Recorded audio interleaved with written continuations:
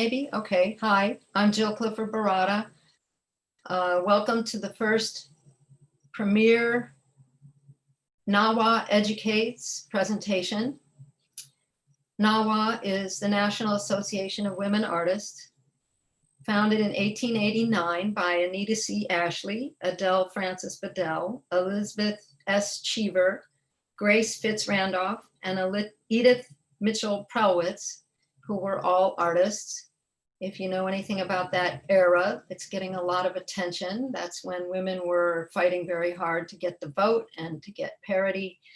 And so I've been a member of NAWA since 2011. I'm a past president and current vice president and awards chair. And I welcome everybody today. We're going to talk about decisions that women artists make across the span of their career. And I'm going to flip on my PowerPoint now and share this with you.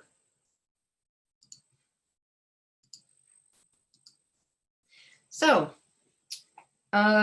decisions women make across the span of their careers is our subject. I was thinking about this. Of course, it was very much on my mind, and I was in an outdoor concert with masks, by the way. And I saw a young woman wearing this t-shirt. So I thought, how appropriate.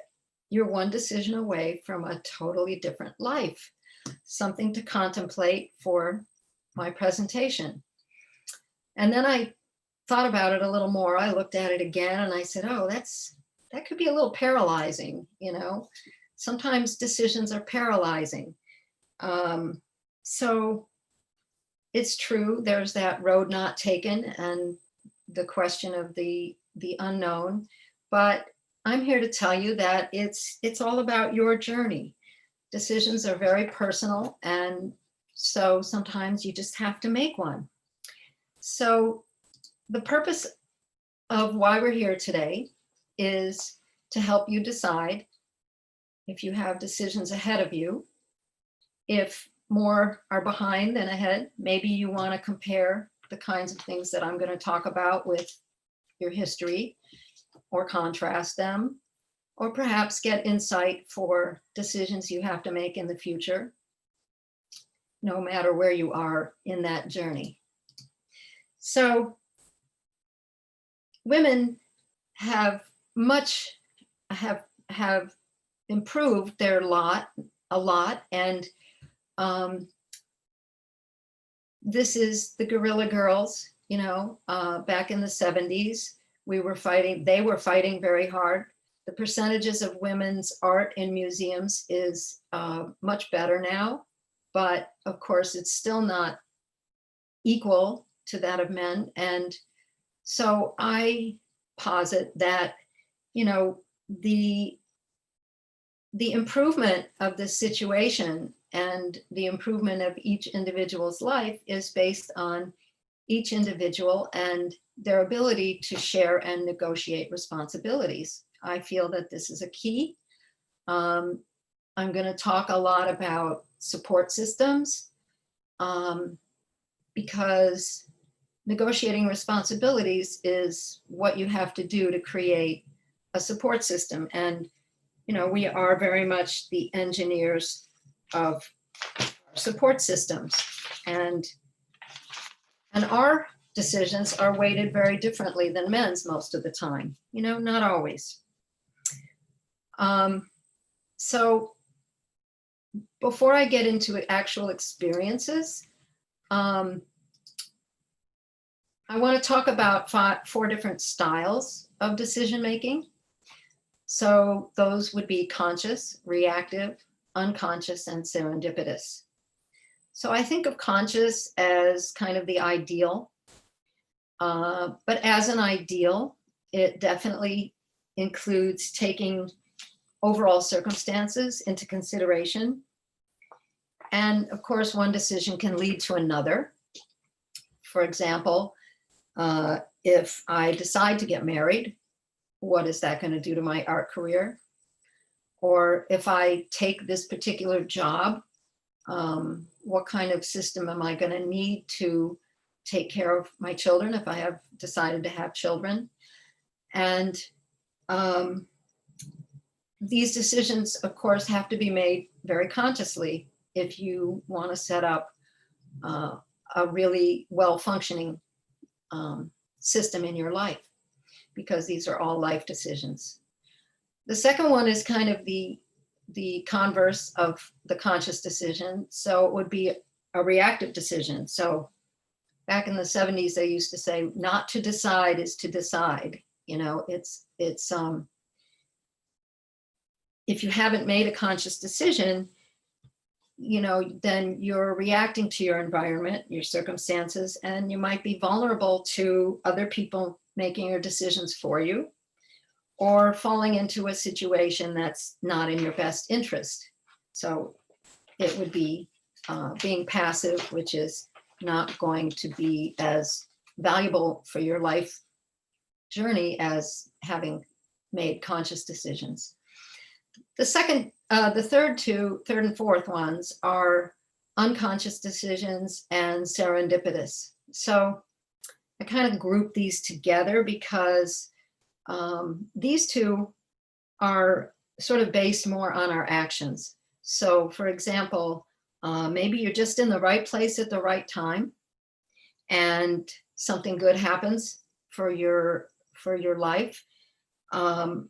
Or maybe you're in the wrong place at the wrong time, and it's because you didn't make preparations to avoid a bad situation. So, you know, if something serendipitous happens that's good, it's probably because your life was ready, you attracted that, you made causes, you worked in your studio for hours on end, and an opportunity opens up for you.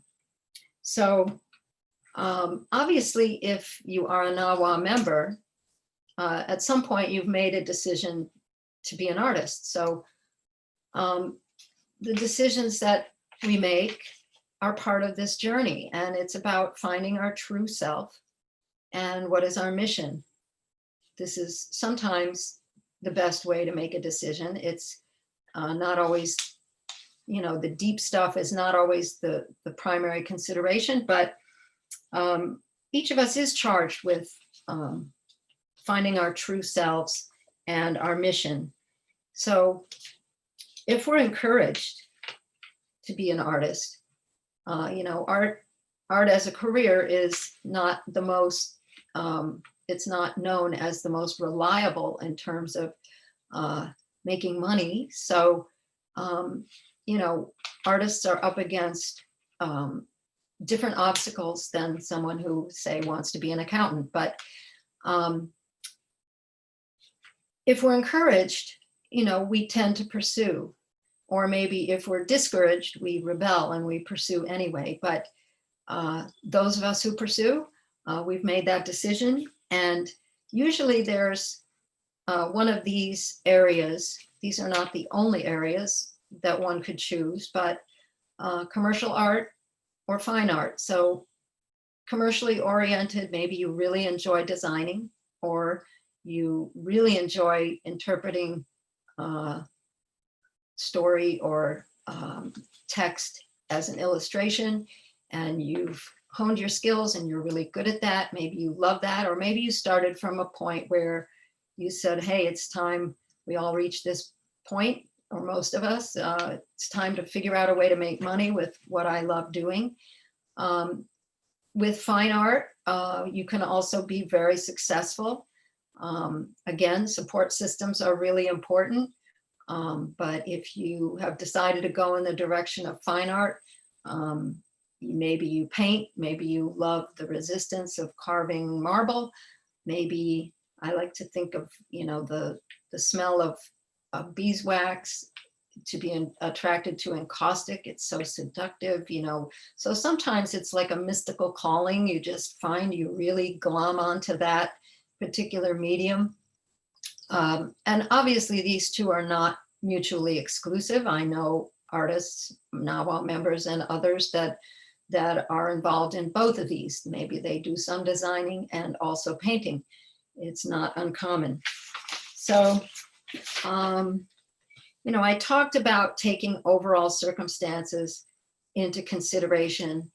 And so there's this elephant in the room. When we are in a professional context, there's kind of a taboo to talking about marriage and family. And I would endorse that, because sometimes it can work against you with certain employers, that if you're of childbearing age, they might not hire you if you talk about being ready to have babies, because then, it used to be more like this. I think women are better at creating their support systems now, and it's more common. So it's not as much of a liability. But anyway, we're going to talk about this because this is about making decisions. And the part of a decision that a woman has to make at some point is, are you going to get married? Are you going to have children? Are you going to stay single? So certainly staying single is a viable option. It allows one to focus more intensely on one's career, and one would have a different kind of success with that, probably, than the type of success that comes to a wife and mother. So yeah, women bear children, and it influences our decisions. So I am going to go further into this by talking about my story and the stories of a couple of friends of mine, Marcy and Deb. And, I was very fortunate to have artistically oriented parents. I had, as a child, I had art classes at my local art center, and that was followed up with semi-private lessons in my community. And I did this lino cut that you see here in high school. I also had the opportunity, because my parents were encouraging me, to have weekend classes at the Art Institute of Chicago. They were mostly drawing classes, and they were aimed at high school age. So to talk about these decisions, I've broken them down into 5-6 categories. And I'm going to talk about each of the three of us, Marcy, Deb, and myself. So Marcy had a father who was very specific. He would only pay for art college, and he let her know if she got into one of the best ones and studied something that she could make money at. So she did get into the Rhode Island School of Design, yay Marcy, and she studied illustration. And that's where she started out. Deb had a high school teacher who really believed in her and physically drove her to Montclair State University to meet someone in the art department. She ended up getting a scholarship for her first year, which was great because she was the first in her family to go to college. She might not have afforded it if this didn't happen. And this saved her from her otherwise presumed life as a secretary. In those days, women's careers were generally teacher, nurse, or secretary. Of course, there were women doctors and lawyers, but they were more the exception. And so her art career was literally encouraged by her high school art teacher. So I started at the University of Illinois, and I was in the graphic art program. It's a really big school. I had a lot of issues. So I spent my first year there. I had basic drawing and design and other things in the first year. But then I took a gap year. And I then transferred to a smaller school, Grand Valley. At that time was called Grand Valley State Colleges. Now it's Grand Valley State University. I had a job, a work study job in the printing plant. So that was mostly Xeroxing, but I was very fortunate. I was also able to do some posters for the cultural events that were happening at the college. So those were fun. This one you see was hand lettered by me, and I was studying calligraphy. So I also used to do the certificates for the emergency medical training graduates from that program. A decision besides my decision to transfer, and I really had to decide dance or art, because I took mostly dance classes at Grand Valley, and I ended up pursuing that. I decided that I wanted to dance while I was young. I wasn't really that ambitious to teach dance, or I did dance professionally briefly for a few years. And maybe for a minute, I thought I'd be the next Martha Graham. I don't know. But I think in the back of my mind, I always knew I would go back to art. It was my first love. And so my career dancing was short. I ended up going back to school to get some more commercial training at the School of Visual Arts in continuing education, and I had a career after that as a graphic artist. So then the decision number 2 that comes up is marriage. So I'm going to stop sharing for a minute. Marcy was already entrenched in her career working as an illustrator. And so when she met her future husband, her relationship just kind of fit right in to her career. So she could just kind of keep going. Deb married her high school sweetheart after college, and she's still married to him. And they're soulmates. I mean, marriage will always affect your life. I don't want to say it didn't affect either of their lives at all, but of course, for Marcy and Deb, it didn't really affect their careers that much. Deb was just completely unstoppable and so motivated that nothing was going to stop her. I found this man who's my husband. He and I had very complementary skills. He had things I needed. I had things he needed. And getting married, for me, I wanted to have children. I'll talk about that in a minute. Obviously, I was attracted to this guy, and it wasn't easy for me to make that decision because I didn't always think I would get married. So it was a little bit of a struggle, but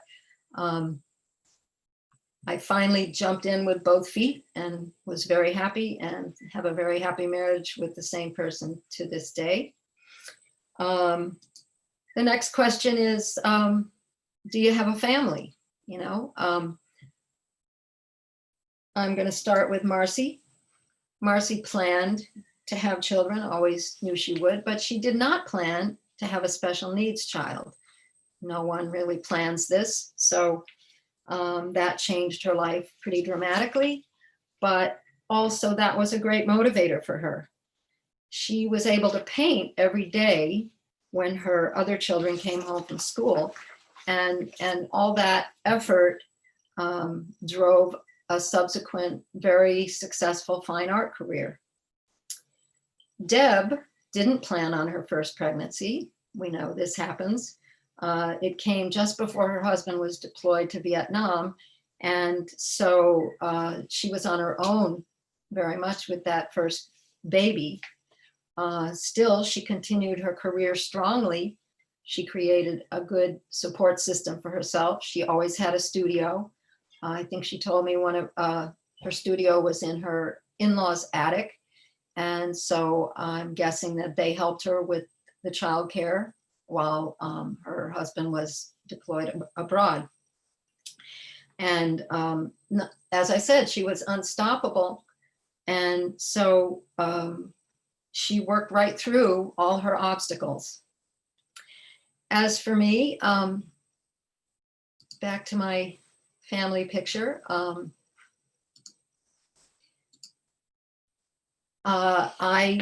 as I said, getting married was tied directly into having children for me. And I made a conscious decision. I asked myself this question: when I'm on my deathbed, what am I going to regret, having children or not? And I love children. I had 3. You see them here. This picture's a little old. They're a little older than this now, but I don't regret any of that. It certainly influenced my career. I've been more of a part-time freelance artist, and also focusing mostly on teaching. So, so I want to talk about professionalism. So I apologize for so many pictures of me, but my friends didn't want to be identified, so I used pictures of me. Anyway, professionalism, is finding what really works for you in every capacity: your mission, your expression, your medium. Do you need to be a wage earner? I would emphasize a couple of things here. One is go with your strengths, and also one thing that Deb, when I interviewed her, really emphasized was be ready. Have your resume up to date all the time. Have your JPEGs or your portfolio available and updated as much as possible. Because if somebody is interested in you or your artwork, the last thing they're interested in hearing is, oh, well, I have to go home and update it, or I have to reshoot some of my artwork, or, so be ready, be ready for that success. That's that part of that serendipitous preparation that I was talking about, because that's what attracts good things to you. So in light of this, I want to talk about self-promotion. Marcy had the guidance to, with those boundaries set by her father. And so she did the illustration career. She went ahead with RISD. She worked as an illustrator. And, because she had made all those causes, painting in her studio while her kids were at school, she was ready. And when she had a body of work, because of her training, she had a consistent body of work. She found a style. She entered a show, and she got a lot of, the gallerists came to her. And after which she joined 3 different women's art organizations because she was so encouraged.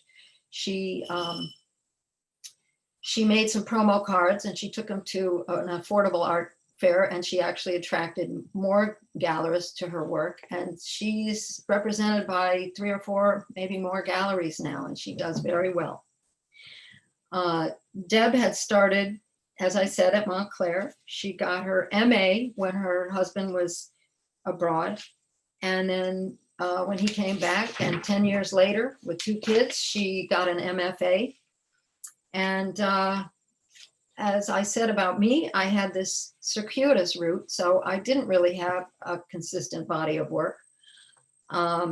I was very headstrong about trying dance, and I needed somehow to get that out of my system, which I did.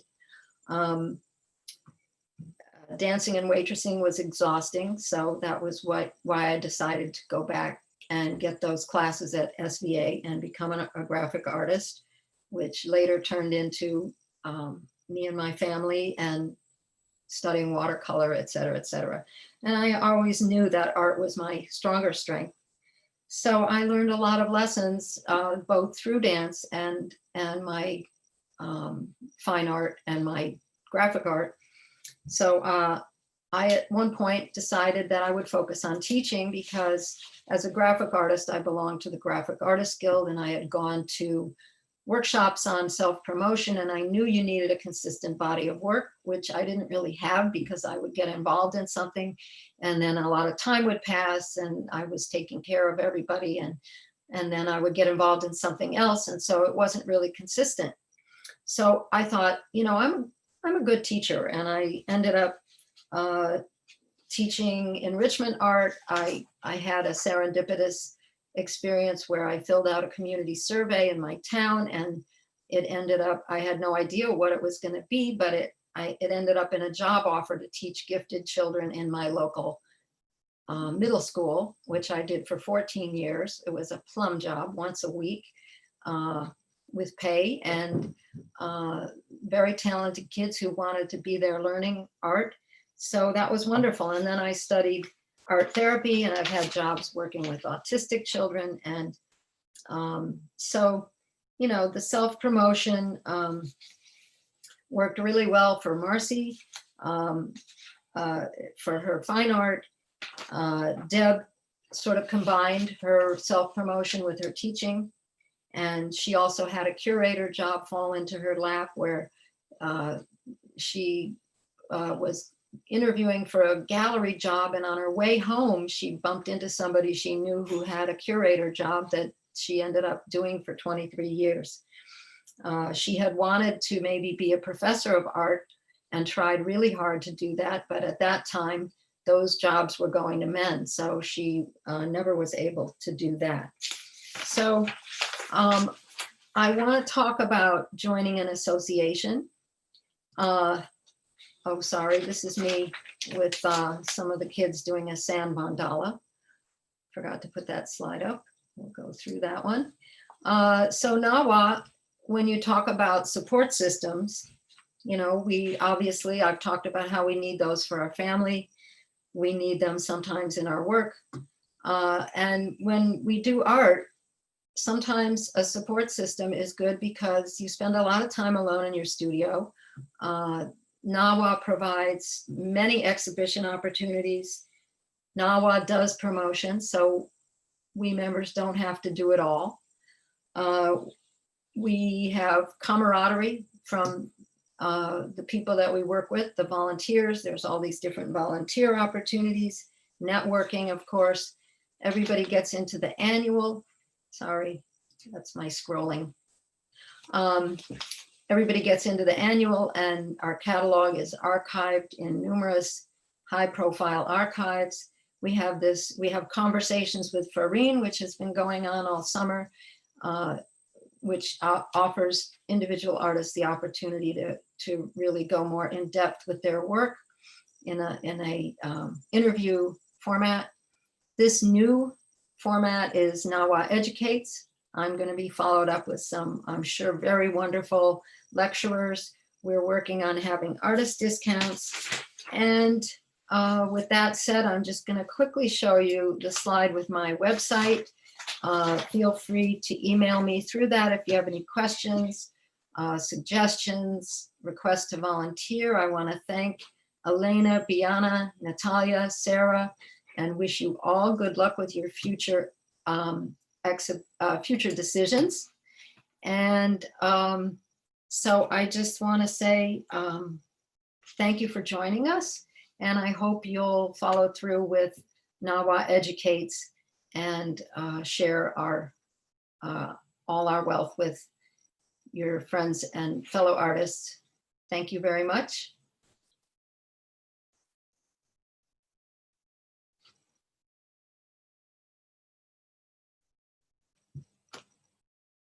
And good afternoon.